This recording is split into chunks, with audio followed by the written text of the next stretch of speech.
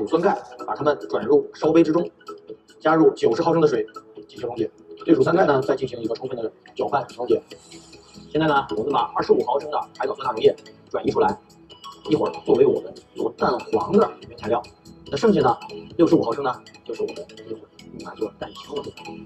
接下来我们分别的加入3滴的牛泥黄和2滴的日落黄，这都属于使用的色素。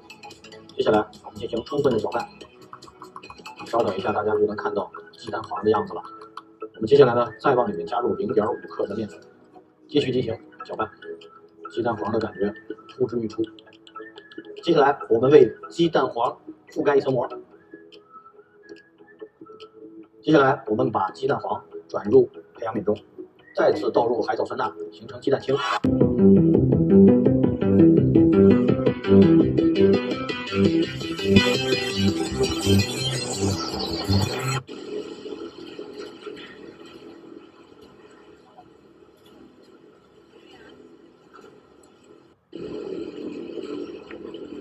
kiếm chân cái chưa nữa là bàn đẹp đấy.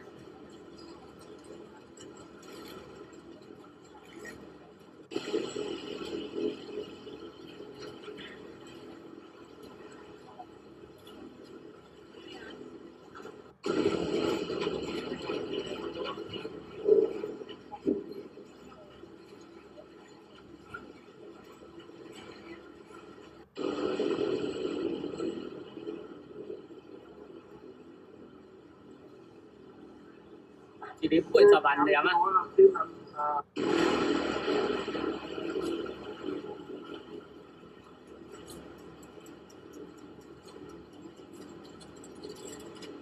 努力奋斗，我能放手，前世不知冬夏。